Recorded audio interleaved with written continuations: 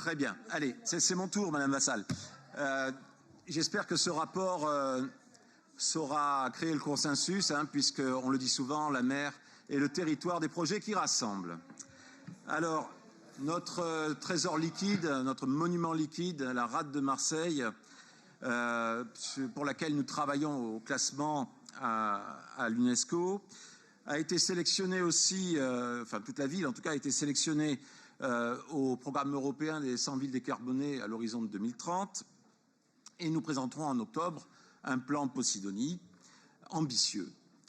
Et donc la délibération que je vous propose de voter aussi aujourd'hui vise à financer le projet Reposid, qui est une expérimentation qui s'inscrit dans ces trois axes, qui s'en nourrit et qui propose donc de faire du semis de graines de Posidonie pour un coût vraiment dérisoire de 15 000 €.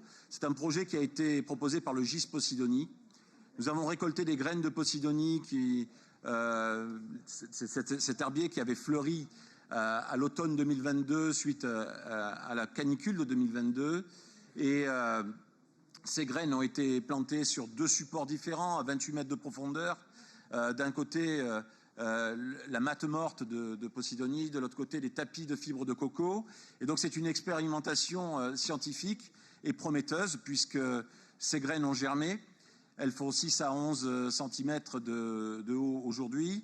Elles poussent plus facilement sur la matte de Posidonie que sur la fibre de coco. Donc ce sont des indices qui vont nous... Seul Hervé Manchon a la parole, s'il vous plaît. Merci, monsieur le maire. Ce sont des indices qui vont nous permettre d'affiner et d'améliorer le procédé. Et donc, se pose encore la question de l'enracinement dans le sédiment sableux de la rade de Marseille. Mais tout ceci est très prometteur. Il y a eu une plongée fin août pour aller vérifier l'état des semis. Une deuxième visite début septembre en live sous-marin avec les minots de Marseille pour leur montrer ces petites pousses de Posidonie et répondre aux questions des jeunes Marseillais. Voilà, donc je vous remercie de l'attention que vous avez portée à ma présentation de ce rapport et au calme qui a entouré cette présentation.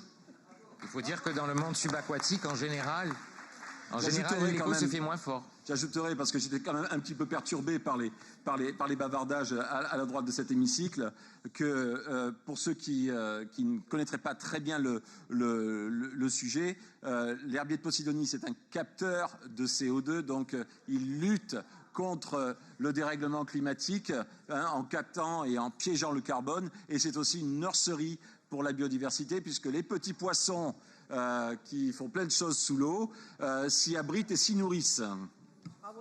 Merci de rappeler l'importance de